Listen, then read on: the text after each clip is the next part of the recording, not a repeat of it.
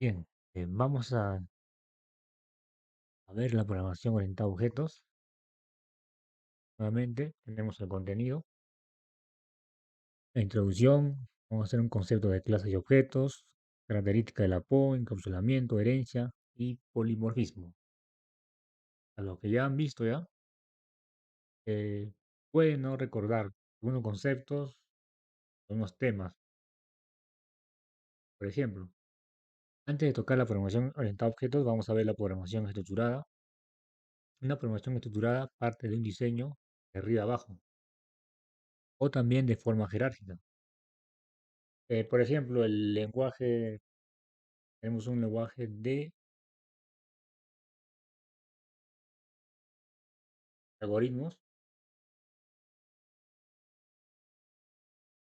un algoritmo, y donde nosotros en el algoritmo entrada, tenemos la flecha, tenemos un proceso, y con la flecha tenemos una salida. Bueno, de este proceso, obviamente que puede haber otro proceso acá, puede haber otro proceso, y ese proceso también puede tener una salida, pero siempre va de arriba hacia abajo. Es decir, no va a la inversa, ni no va a la inversa, sea de abajo a arriba, siempre va de arriba a abajo, de forma jerárquica prácticamente. De esta forma los requerimientos se descomponen, ¿no? Se hacen en pasos, paso a paso. Tenemos los pasos, ¿no? Paso uno, paso 2, paso 3. Paso a paso, hasta llegar a un nivel que permite expresarlos mediante procedimientos y funciones. Y en el proceso yo puedo tener procedimientos, ¿no? Y en este proceso yo puedo ejecutar algún procedimiento. Ahí puedo ejecutar. Bueno, básicamente, en términos simples, esto es la programación estructurada, ¿no? También es un diseño, obviamente. También tenemos la programación orientada a objetos con sus siglas OOP. Es una estructura de datos y métodos. Aquí ya se habla de datos y métodos, es decir, de objetos. Estos objetos pueden almacenar, obviamente, pueden almacenar datos, manipular y combinar información. Este término nos indica, es decir, la programación orientada a objetos está orientada al diseño y también como una metodología de desarrollo de software. Obviamente, esto surgió, ¿no? Debido a que en la programación estructurada era muy complicado mantener el código, ya que el diseño era jerárquico y no había y no era dinámico, ¿no? Sino de manera como su término estructurado. El término de programación orientada a objetos hace que sea más dinámico, tanto el diseño y la metodología. También sea más escalable, más fácil de mantener y es una gran mejora para el diseño. Y lo más importante, la programación orientada a objetos no está enfocado a ningún lenguaje, sino que puede ser aplicado en cualquier lenguaje, ¿no? En cualquier lenguaje que lo soporte. Bueno, hay varios lenguajes, ¿no? Como Java, C Sharp, C++. Acá también tenemos el concepto, el problema que había, ¿no? Más antes, que cuando el volumen de un programa, es decir, el código, se hacía más grande, ¿no? Y eso hacía muy difícil mantener todo el sistema. Obviamente, el control no iba a ser igual, ¿no? El programador, obviamente, no iba a tener un control total del código, ¿no? Para dar mantenimiento sobre todo. Pero uno de los problemas iniciales, ¿no? Debido a esos inconvenientes, hubo varios intentos, obviamente, para solucionar problemas, y es donde estos aparecen las primeras metodologías de programación. ¿Y qué es una metodología? Es un conjunto de reglas destinadas a simplificar las tareas de diseño, estimación de costes, desarrollo y mantenimiento de un sistema informático. Es decir, se creó como un estándar. Se creó como un estándar para hacer diseño, ¿no? Para modelar un sistema. Por ejemplo, tenemos el lenguaje de modelado unificado, UML, ¿no? Lenguaje de modelado unificado. Este lenguaje tiene un conjunto de estándares para modelar. Por ejemplo, entre ellos tenemos los famosos diagramas, ¿no? Los famosos diagramas de clases. Estos diagramas tienen un estándar, ¿no? Para hacer una clase necesitaremos, ¿no? Un cuadro con tres espacios, ¿no? Acaba el nombre, acaba los atributos, acaba los métodos. Y obviamente, tú puedes crear más clases. También define un conjunto de estándares para poder relacionarlo, ¿no? Para poder relacionar dos clases. Por ejemplo, esta clase de acá puede tener una o varias relaciones, ¿no? Una o varias relaciones con esta clase. Esta clase a la vez, ¿no? Puede tener solamente una relación.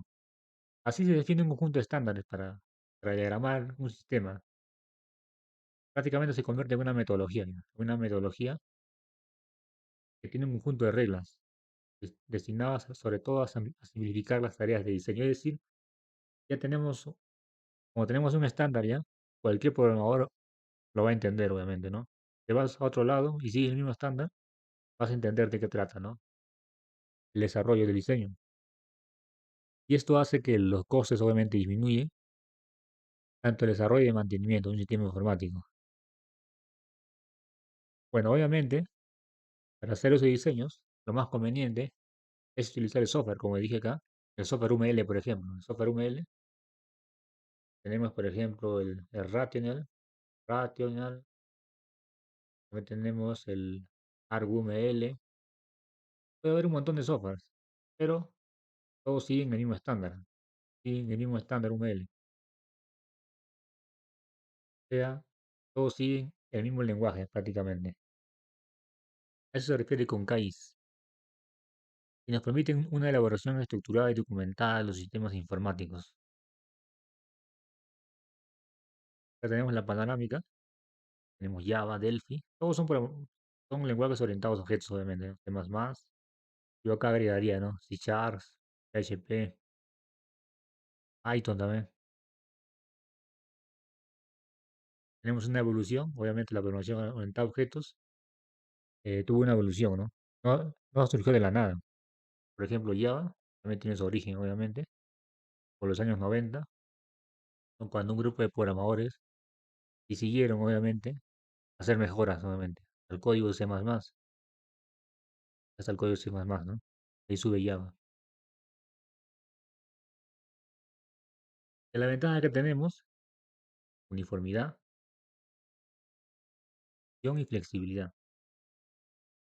La uniformidad nos permite representar los objetos tanto en el análisis como en el diseño y la codificación de los mismos. Por ejemplo, vamos a crear acá un clase, como dijimos, hay un diagrama, podemos hacer un diagrama, podemos hacer un diagrama UML, ¿no? Por ejemplo, hagamos un diagrama en papel.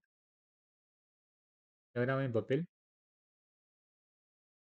pequeño diagramita, tu casa, color, pisos. También tengamos, por ejemplo, la casa da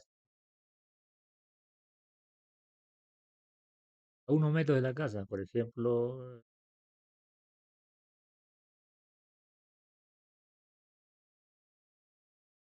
dormir en una casa, por ejemplo, dormir. Acá tenemos, ¿no? Un diseño, por ejemplo, de una clase. Obviamente lo es hecho a papel, supongamos, o también puedes usar un software, obviamente, ¿no? Como algo ML. Hay un montón, ¿ah? Solamente un ejemplo. Y, y esto de acá, como sigue un estándar, para pasar algún lenguaje, es facilito, ¿no? Por ejemplo, si yo le paso a Java, nada más diría, ¿no? Class, casa, abriría, ¿no? Y acá pondría sus atributos, ¿no? Color, pisos, acá sería string, ¿no? String, acá sería de tipo entero, acá sería el método, ¿no? Vamos a ponerle un método void, dormir, por ejemplo, recorchete, recorchete, recorchete, ¿no? Aquí vemos, ¿no? Que Es una ventaja, es uniforme, ¿no? Podemos pasar del diseño al código de una manera muy rápida, ¿no? Sin tantas complicaciones, de una manera bastante fácil. Bueno, la comprensión es una ventaja también. Tanto los datos que componen los objetos como los procedimientos que los manipulan están agrupados en clases, que se corresponden con la estructura de la información que el programa trata. Aquí, por ejemplo, yo creo una clase, ¿no? Acá se entiende perfectamente, ¿no? Acá se entiende perfectamente. Acá tenemos una casa, tenemos sus características, tenemos sus métodos. Se entiende perfectamente, ¿no? No es nada complicado, es algo sencillo. Ni siquiera se necesita ser programador para entender esto, ¿no? O sea, cualquier persona que se le explique un poco, ¿no? Lo va a entender, ¿no? Obviamente, acá para el lenguaje ya, se requiere un poco más de conocimiento, obviamente, pero para el diseño orientado a objetos, no se requiere tanto, ¿no? Nada más análisis, ¿no? La capacidad de abstraer, con esto ya es suficiente para desarrollar esto, ¿no? También es flexible, obviamente. Podemos relacionar los procedimientos que manipulan los datos, ¿no? Cualquier cambio que se realice sobre ellos quedará reflejado automáticamente en cualquier lugar donde estos aparezcan, ¿no? Por ejemplo, esta clase de acá puede estar relacionada con otra clase. Con otra clase, por ejemplo, otra clase que herede, ¿no? Que herede de esa clase. Yo acá puedo tener una clase, tengo un objeto ya. Tengo un objeto acá y otro objeto.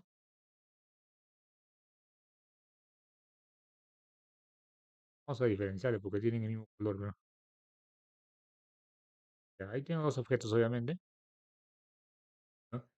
Y este de acá, por ejemplo, es el padre, hijo, ¿no? Vamos a tomar ejemplos de la vida real, ¿no? Estos están relacionados, obviamente, se comunican, comunican. Flexible, ¿no? Es flexible que, por ejemplo, ya que este decano hereda, esta superclase hereda a la subclase, puede heredar, por ejemplo, atributos, métodos. Y si, por ejemplo, acá hacemos un cambio, por ejemplo, vamos a suponer que haya heredado acá vamos a suponer, yo acá, por ejemplo, agrego algo, yo agrego algo acá, no sé, la ropa, y también la otra subclase automáticamente, ¿no? Puede heredar eso de acá. Bastante flexible, ¿no? Es bastante flexible. Esto más está orientado ya, ¿no? Casi la programación, pero forma parte del diseño de todas maneras. Forma parte del diseño orientado a objetos. Esto de acá es una pequeña muestra, ¿no? Hay muchos más conceptos, ¿no? Más conceptos, como el polimorfismo, por ejemplo. Polimorfismo, que también, ¿no? Que también aprovecha esto de acá, la herencia, ¿no? Bastante flexible,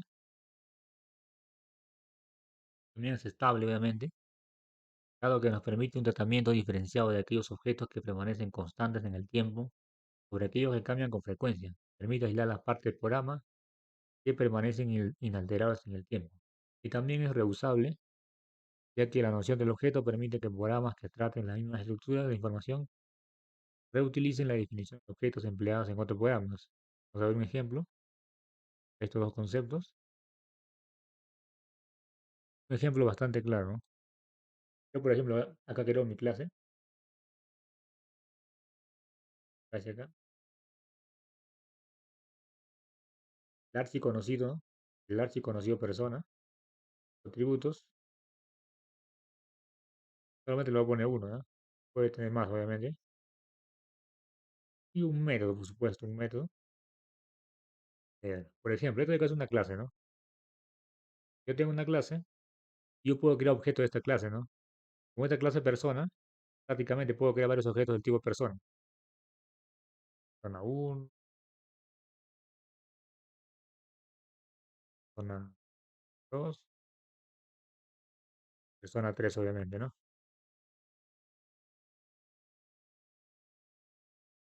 ¿Qué estoy haciendo acá? Estoy reutilizando, ¿no? Estoy reutilizando, ¿no?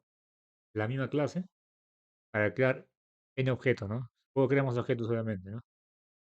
Y cada objeto es independiente del otro objeto. O sea, son independientes.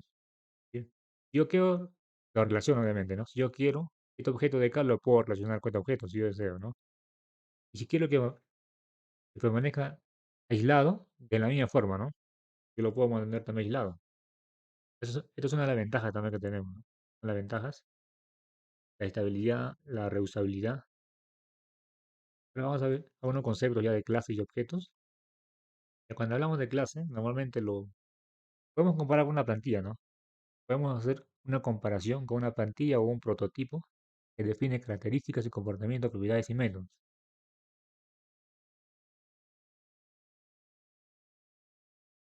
Es un ejemplo bastante sencillo de esto, puede ser, dice que es una plantilla, vamos a imaginar, ¿ya? Yo acá tengo una plantilla, ¿no? Suponer que tengo una plantilla,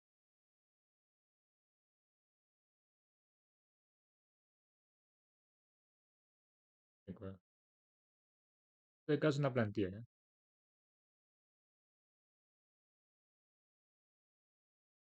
este caso o un molde, ¿no? Molde. Al momento de echarle el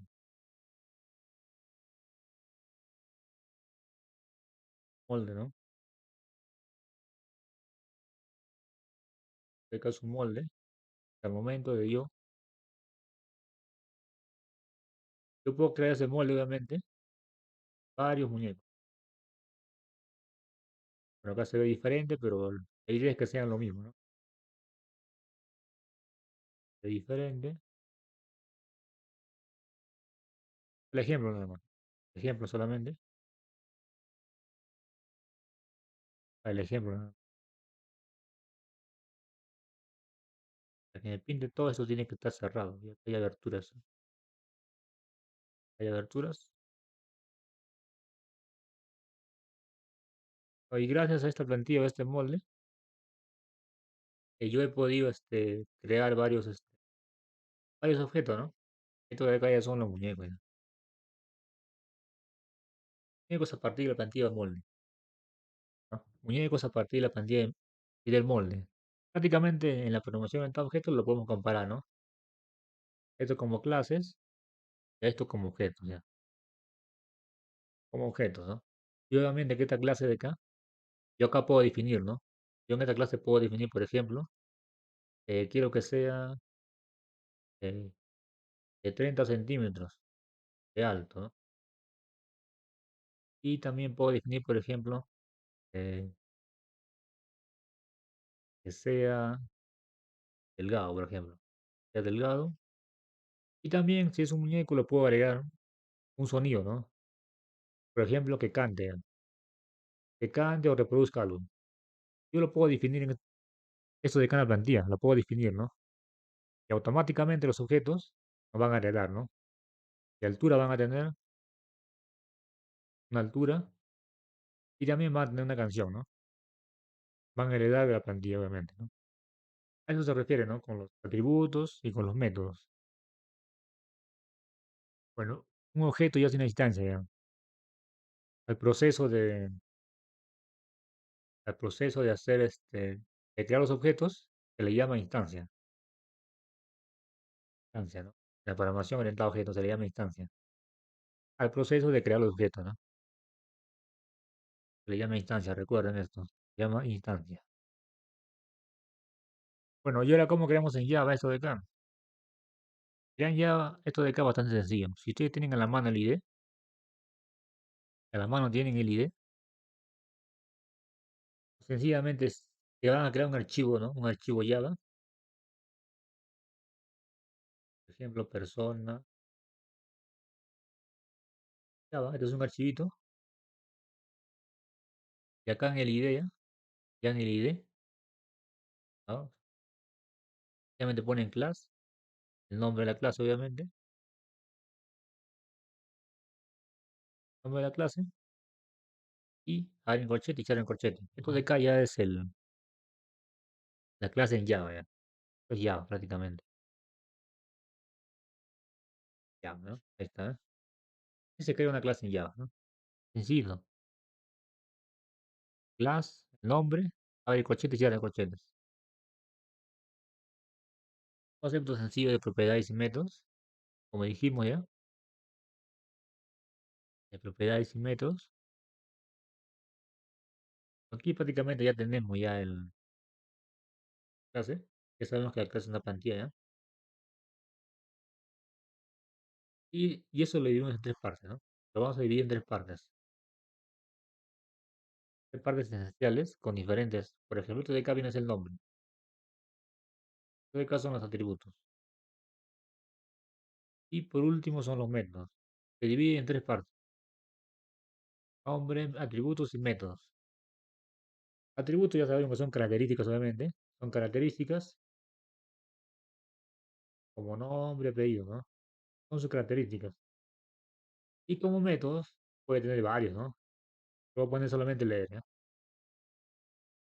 Estos tres se componen de una clase, ¿no? Atributos y métodos, características y acciones, ¿no?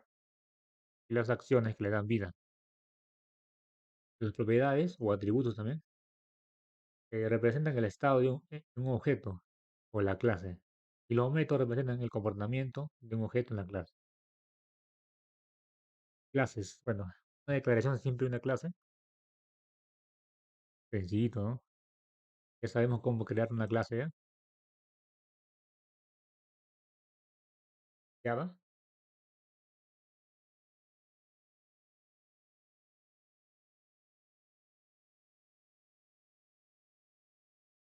Bueno, ya abrimos corchete, ¿no? Esta parte lo sabemos ya. Corchete.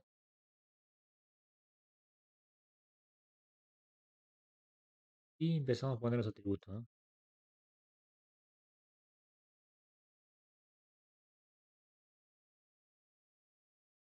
Sin no,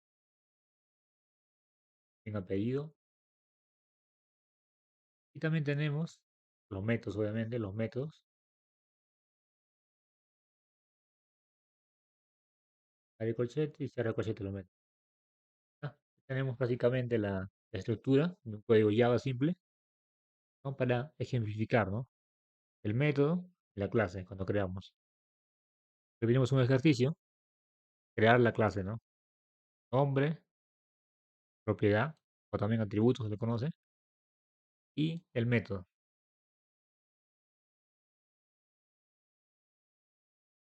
Los objetos, bueno, como dijimos, los objetos ya son la creación ya, a partir de una clase. Los objetos ya son la creación a partir de una clase ya. Hoy definimos nuestra clase,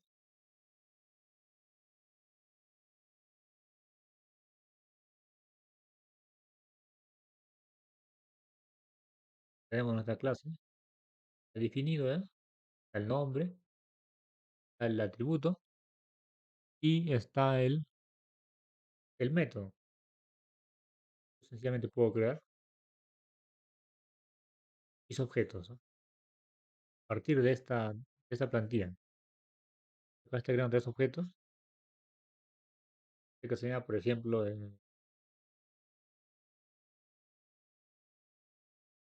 llame Pedro, por ejemplo. Este que se llame, ya. Acá tenemos tres objetos diferentes, pero nos hemos basado, ¿no? Nos hemos basado en este diseño. Bueno, ya no le vamos a llamar plantilla ya, ni prototipo, sino le vamos a llamar diseño. Ahora le vamos a llamar diseño orientado a objetos. Ahora le vamos a llamar así. Parte de ese diseño orientado a objetos, parte y podemos ya crear los objetos, ¿no? Estos objetos también se los conoce como instancia. La creación de estos objetos se los conoce como instancia. Es básicamente una instancia, porque viene de ese diseño.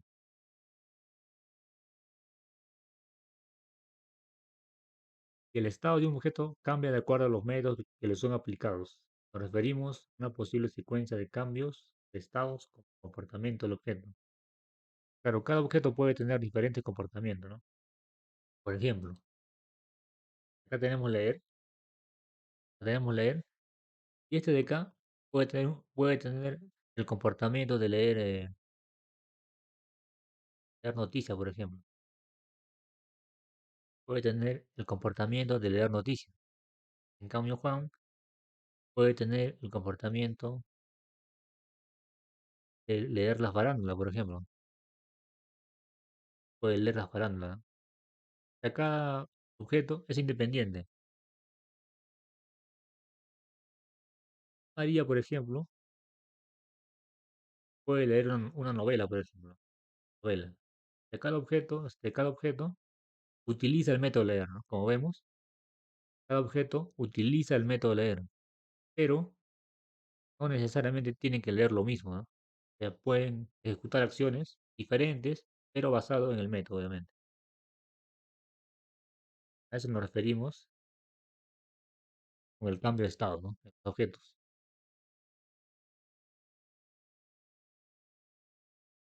Estos objetos, como sabemos ya, este es otro ejemplo similar a persona, pero con el auto, ¿no? Prácticamente son los mismos conceptos, ¿no? En vez de persona ponemos auto y podemos crear diferentes autos, ¿no?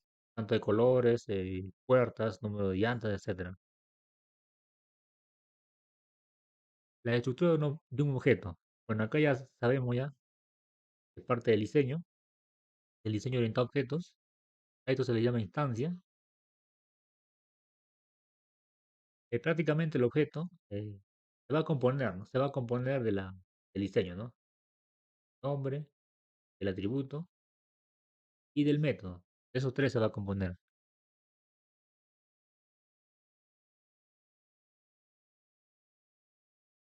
Voy a crear dos objetos. Objeto uno, ejemplo, objeto uno, objeto 2. Tiene un nombre, obviamente. Vamos a llamarle Juan acá. Juan está leyendo, ¿no? Está leyendo, por ejemplo, noticia. Cambia el otro, ya, por ejemplo, está leyendo una novela. Ya tenemos dos objetos diferentes, pero que parten de la misma clase. Y acá los objetos también tienen propiedades y métodos, obviamente, ¿no? ¿Cuáles son sus propiedades? Sus propiedades son, ¿no? El nombre, por ejemplo, es una propiedad. Son sus propiedades. Y los métodos, obviamente, son las acciones, ¿no? Los métodos son sus acciones. Y también, obviamente, que tienen relaciones, ¿no? Que pueden comunicarse un objeto con otro objeto. Y como vemos acá, cada objeto está desempeñando un comportamiento diferente. El comportamiento se ve en los métodos, obviamente. Están ejecutando el mismo método, pero en diferentes acciones, ¿no? Por ejemplo, leer, están leyendo diferentes cosas, no están leyendo lo mismo.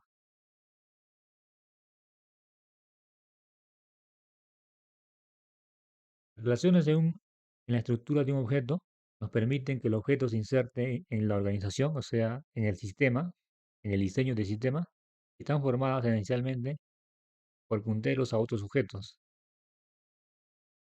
Cuando habla de punteros ya se refiere ya a memoria, se refiere a la memoria ya.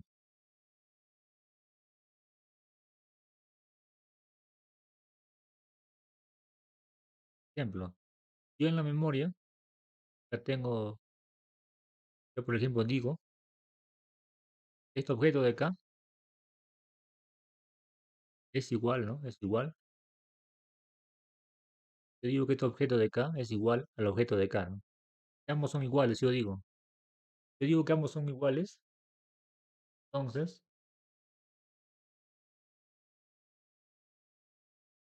vamos a ver, tenemos ya igual a Juan, por ejemplo. Yo digo eso, ¿no? Este es para el ejemplo nada más, obviamente que en la vida real, entonces sale un poco de contexto, ¿no? Yo acá estoy igualando, ¿no? El muñeco rojo con el muñeco verde. Estoy igualando. Estoy diciendo que María es igual a Juan. Entonces, María va a tomar, va a tomar el mismo color de Juan, para empezar. También va a tomar el mismo nombre y también va a tomar el mismo método, ¿no? Sí, sí podemos igualar, ¿no? Podemos relacionar dos objetos en memoria. Pues las propiedades no son más que características que representan al objeto, ¿no? Puede ser nombre, en caso de persona, ¿no?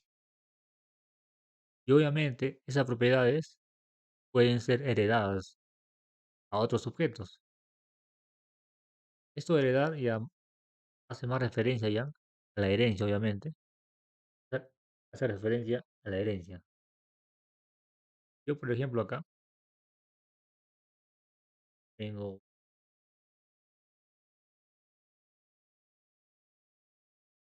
gato, por ejemplo, un gato. Este gato tiene ojos verdes, por ejemplo. Tiene ojos verdes y tiene cola naranja, por ejemplo. Tiene cola naranja. Y acá tienes dos hijos, ¿ya? Dos bebitos. Tiene otro. El gato está un poco raro, pero ya, acá tengo dos gatos.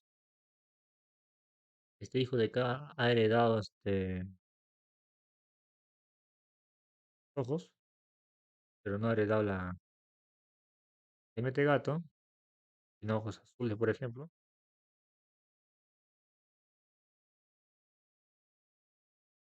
Ojos azules, pero ha heredado el color.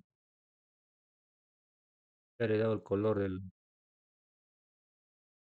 gato, ¿no? Aquí tenemos dos ejemplos. Este de acá es o sea, la madre, ¿no? Que son los hijos. Esto de acá obviamente ya es la herencia, ya, ¿no? Estamos entrando al tema de la herencia, ya. Esto de acá de color de ojos, color de pelo, son atributos, obviamente, son características que representan a cada uno de los objetos.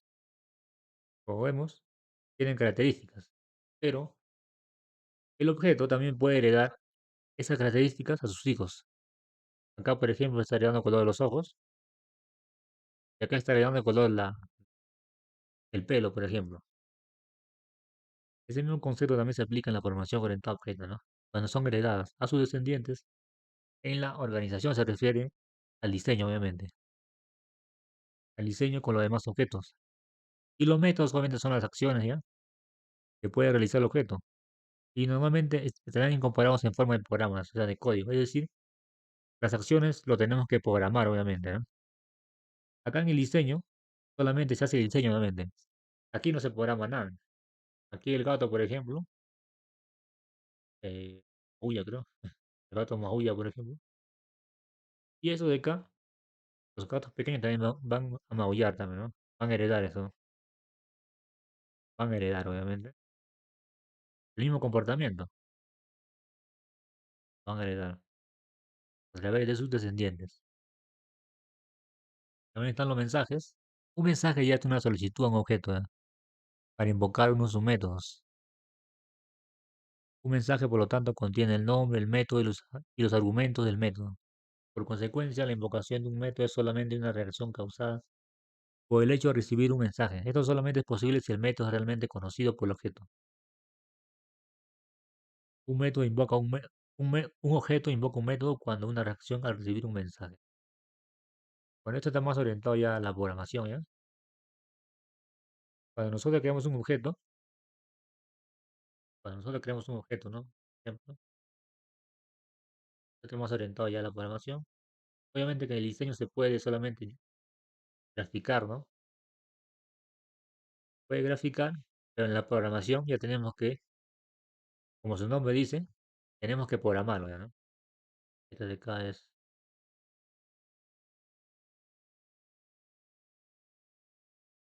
en programación tenemos que programar esas acciones, clase y objeto, por ejemplo, ¿eh? anunciando o creando el objeto, ¿no?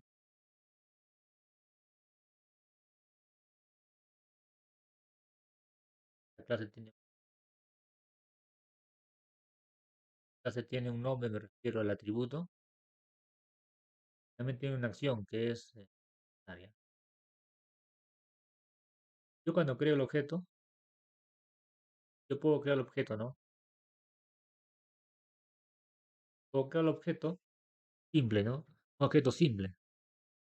Pero yo puedo utilizar ciertos métodos para ponerle un nombre, ¿no? Por ejemplo, poner nombre, ejecutar,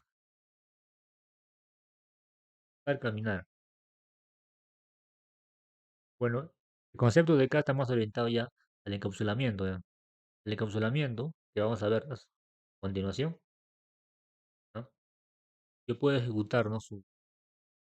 Ciertos métodos para poder crear, ¿no? El objeto en sí, ¿ya? Con todos sus atributos y sus métodos. Tenemos unas características en la PO, que como dijimos, vamos a ver el encapsulamiento. El encapsulamiento no es más que la capacidad de ocultar la información. ¿Ah? O, o también se crea una cápsula a su alrededor, ¿no? Esto es necesario para que el funcionamiento interno, o sea, para ocultar el funcionamiento interno. O sea, ¿qué es innecesario para los demás objetos? Por ejemplo, vamos a hacer un ejemplo pequeño. Vamos a hacer un ejemplo pequeño de encapsulamiento. ¿Ya? Lo más lógico, ¿ya? Yo acá tengo una cápsula. Es lo más lógico, ¿ya? Más lógico, tengo una cápsula. Es lo más lógico. Una cápsula.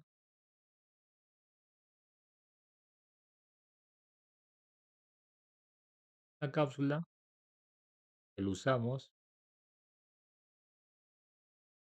para sanar, por ejemplo. A sanar. Nosotros para utilizar esta cápsula de acá, no necesitamos conocer todos los ingredientes, ¿no? No necesitamos, no necesitamos conocer, por ejemplo, conocer sus ingredientes, ¿no? Sus ingredientes o su composición también.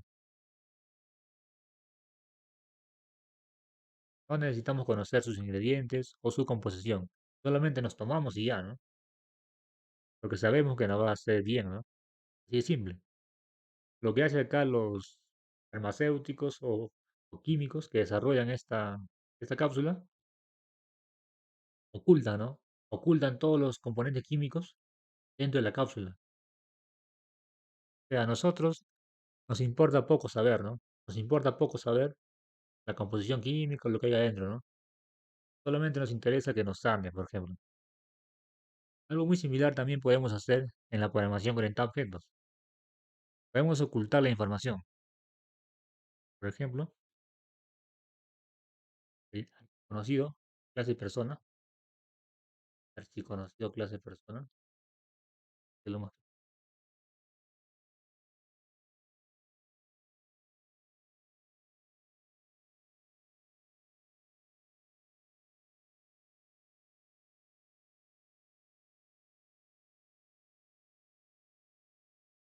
clase persona,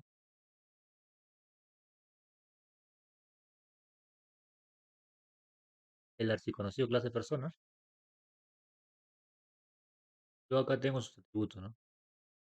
Y nombre.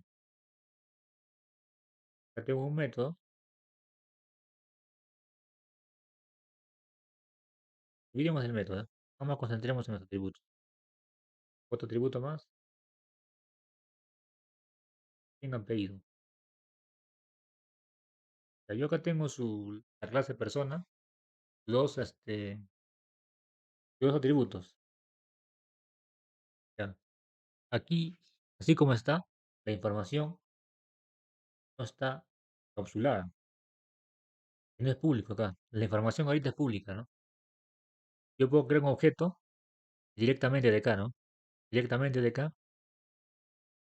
y puedo acceder a los atributos, ¿no? Pero eso no es recomendable. Por ejemplo, yo acá lo cambio de nombre, supongamos, ¿no? Yo acá creo un objeto, el tipo persona, yo jalo el nombre de acá, ¿no? Jalo el nombre y jalo el apellido de acá. De acá puedo tener, ¿no? Más todavía. Puedo tener 100, un montón de objetos puedo tener acá. Así como un virus, yo puedo crear un montón de objetos, ¿no? Como el virus, así. Yo acá tengo un montón de objetos, ¿verdad? Y de todo jalo de acá. De todo jalo, ¿no? Jalo de acá directamente. Así directamente jalo de todos los atributos. A ver, ¿qué pasaría si yo, por ejemplo, en mi programación, necesito cambiar acá el nombre del apellido, ¿no? Yo lo quiero poner, por ejemplo, solamente AP-paterno, por ejemplo. ¿Qué pasaría? Que poder hacer, puedo hacerlo, ¿no? Obviamente puedo hacerlo, pero tenía que cambiar en cada uno de los objetos que tengo. Supongamos que tengo 1000 objetos, supongamos. Voy a tener que cambiar manualmente a cada objeto. Manualmente. Imagínate la tarea titánica que tengo que hacer. Cambiar uno en uno. Ahora, ¿qué pasaría si yo esto de acá lo vuelvo privado? Esto lo vuelvo privado, se convierte en privado. Yo voy a crear acá un método que se llama public. Public para, por ejemplo, leer nombre.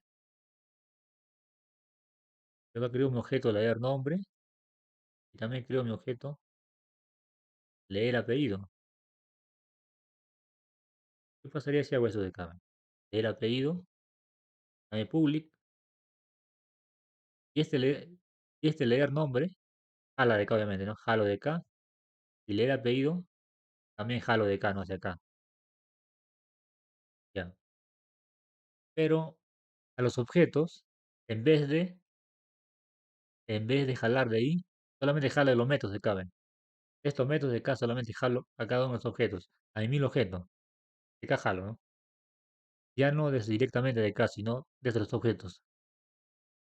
Y así yo quiero hacer un cambio, acá en el nombre, por ejemplo, que sea nombre, con acá nombre P, y yo quiero ponerle un nombre, lo único que haría es cambiar acá mi objeto, nada más, ¿no? Acá, ya que la lectura está dentro, obviamente, ¿no? La lectura está dentro. Nada más cambiaría acá dentro de mi objeto, de mi método, quise decir, nada más cambiaría acá, y mi nombre de método, acá, se mantendría igualito, ¿no? No afectaría en nada a mis 1000 objetos, no le afectaría en nada. Mis 1000 objetos se mantendrían, ¿no? Mantendrían comunicación directamente con mi método. No, no los afectaría en nada. El único cambio que haría es acá, ¿no? Solamente haría dos cambios, uno acá y otro aquí, nada más. ¿Qué estoy haciendo ahí? A esto se le conoce como encapsulación. Estoy encapsulando la información, ¿no? Y estoy creando dos métodos públicos para poder trabajar con esto, ¿no? A ver, otro ejemplo un poquito más fuera de contexto, pero que también representa esto de acá, ¿ya? Otro ejemplo fuera de contexto, pero que también representa la encapsulación. Bueno, prácticamente acá tengo mi PC, acá está mi PC, PC, pequeño monitor, ¿ya? Este es mi PC, ¿ya? Mouse, por ejemplo, está mi teclado, ¿ya? Esto es una PC, ya. Esto es una PC, ya. Todo está funcionando correctamente bien, y de repente no prende mi equipo, no prende, empieza a fallar, ya. Empieza a fallar, eh, lo único que necesito, obviamente, es cambiar el repuesto de la PC que está dañado, obviamente, ¿no? Lo único que necesito. Le cambio el repuesto y la PC va a seguir funcionando. Es decir, no va a afectar a los demás componentes. No va a afectar al mouse, no va a afectar la pantalla, no va a afectar el teclado y otros componentes no lo va a afectar. Cambio el componente y listo. Empieza a funcionar. Eso se le llama encapsulamiento. Encapsulamiento, porque está bien diseñado, obviamente. La información está oculta y está separada, obviamente, ¿no? Está separado. Es un concepto bastante interesante, ¿no? Que también toma los términos de la vida real, esto lo vemos muy a menudo, y lo aplicamos acá en la programación. Ya tenemos un ejemplo ya con el diseño, ¿ya? Este es un diseño de programación, ¿ya? Un diseño de programación o también de modelado UML, ¿eh? Lado quiere decir las características y get y set. Get es para leer, leer el lado, y set es para leer el lado. Este es encapsulamiento también. Vamos a otro concepto que es la herencia. Bueno, la herencia básicamente nos permite heredar propiedades hacia otro objeto. O sea, un objeto A, es decir, una clase A puede heredar a otra clase.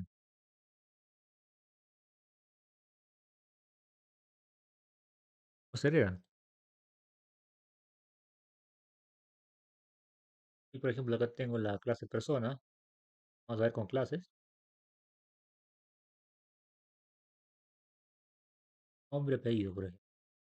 Apellido tiene su método más conocido como leer, ¿ya? En este caso una clase. Sí, ya, una clase. Y acá voy a tener otra clase. Acá mejor le pongo ¿entiendes? O se diferencia padre y acá lo pone hijo. Para que se pueda diferenciar, ¿ya? Ya. Esta clase de padre la vamos a heredar, ¿ya? Herencia.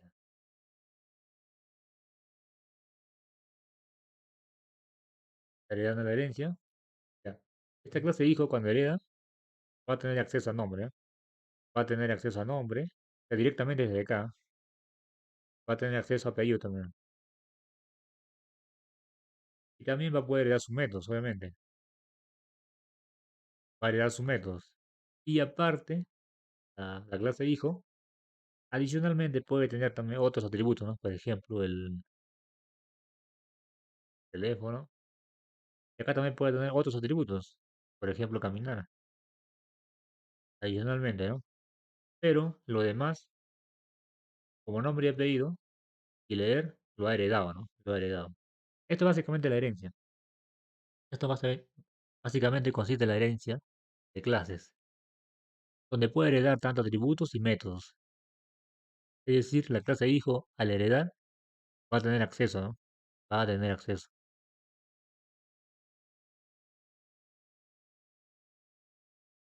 También a la clase padre, a esto de acá, también se le llama como superclase, ¿no? Superclase. Eso lo llamamos, obviamente, subclase. A esto de acá, ¿no? Superclase y subclase. También se lo conoce como ese nombre, ¿no? Superclase y subclase.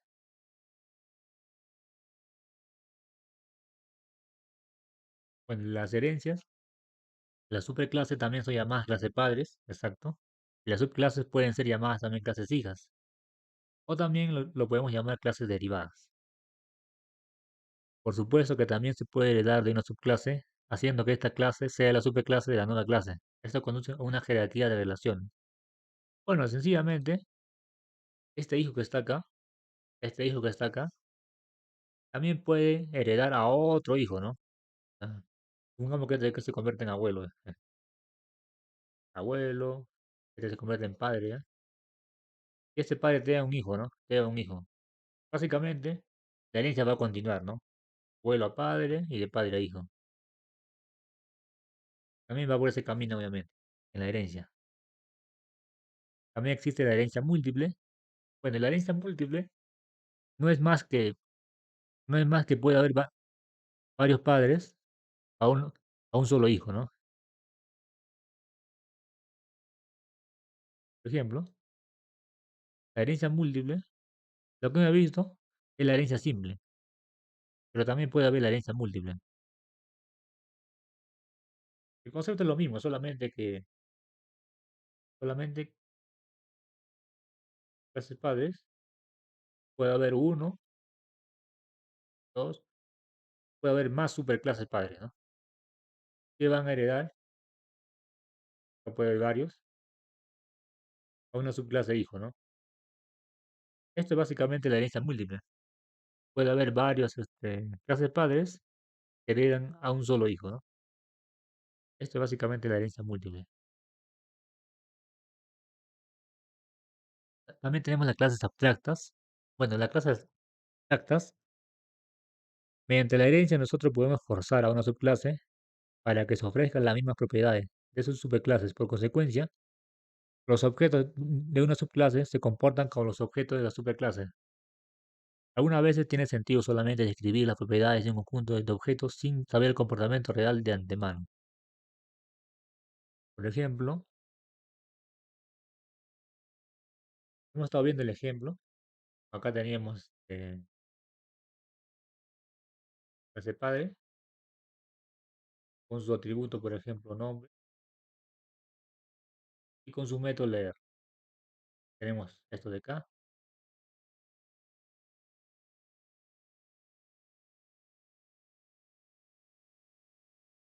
de leer.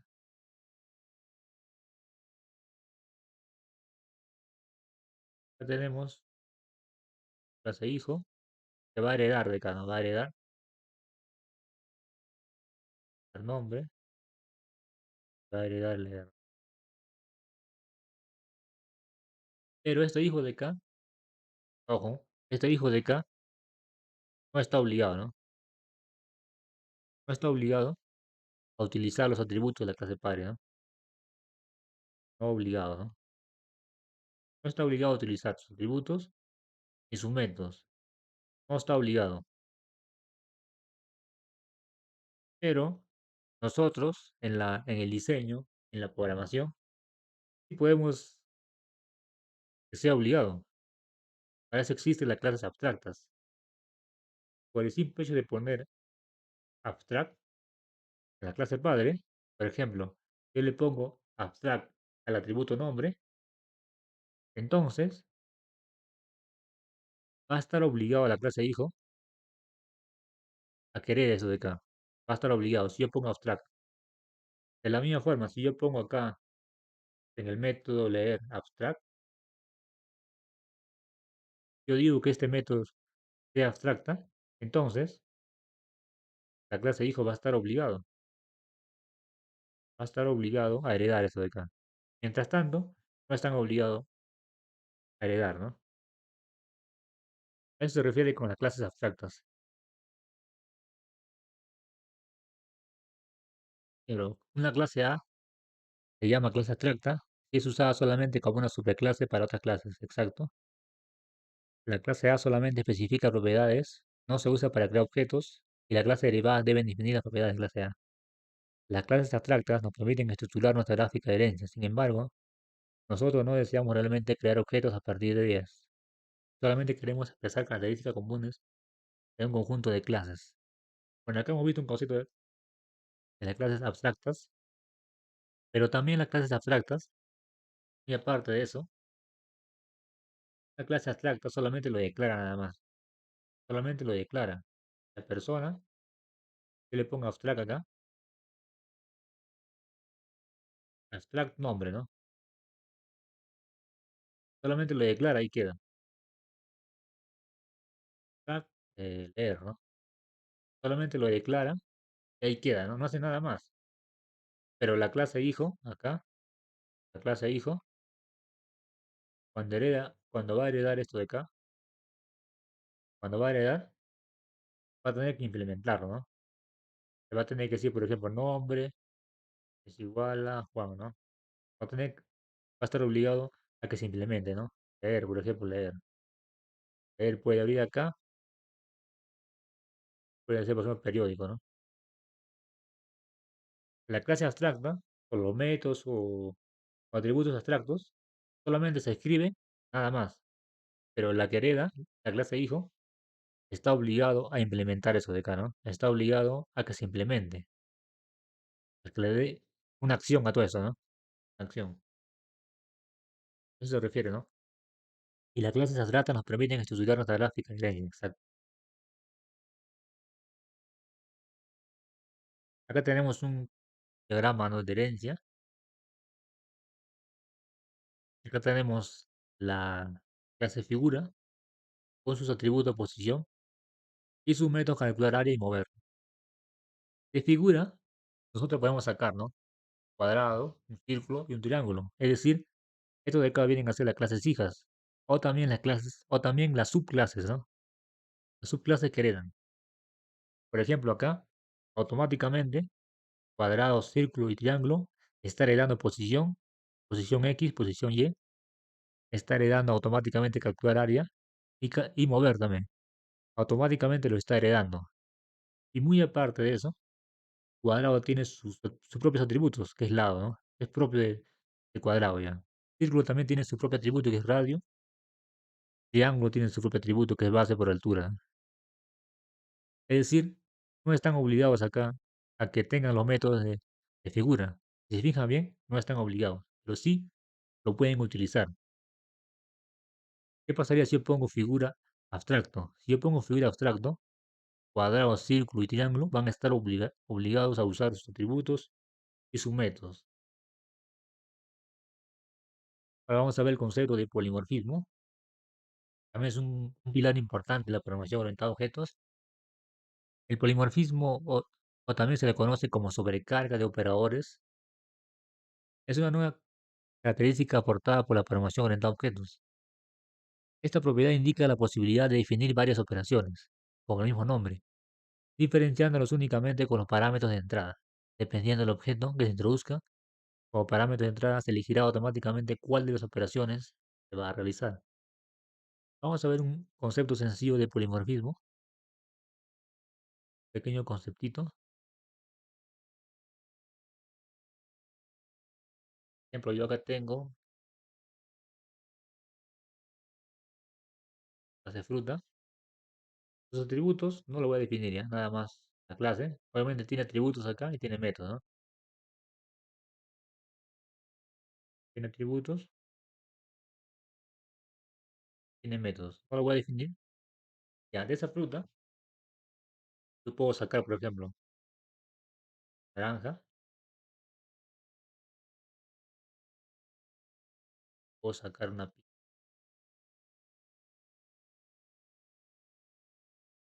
puedo sacar, ya por ejemplo, puedo sacar más fruta, ¿no? Más fruta puedo sacar. Yo al momento de crear el objeto, voy a tomar la base de la fruta, ¿no?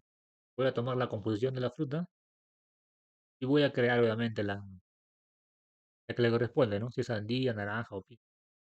Voy a tomar, es decir, la fruta puede tomar la forma, ¿no? La forma de, la fruta puede tomar la forma de naranja, la forma de piña, la forma de sandía. Y prácticamente es una fruta, ¿no? La fruta es una naranja. Eso se llama polimorfismo, que puede tomar muchas formas.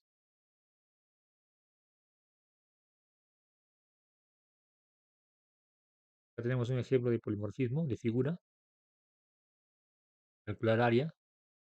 Bueno, calcular área viene a ser ya prácticamente el método. Y cuadrado, bueno, acá tenemos cuadrado. Como vemos acá en la figura, círculo y cuadrado van a heredar obviamente de la figura, ¿no?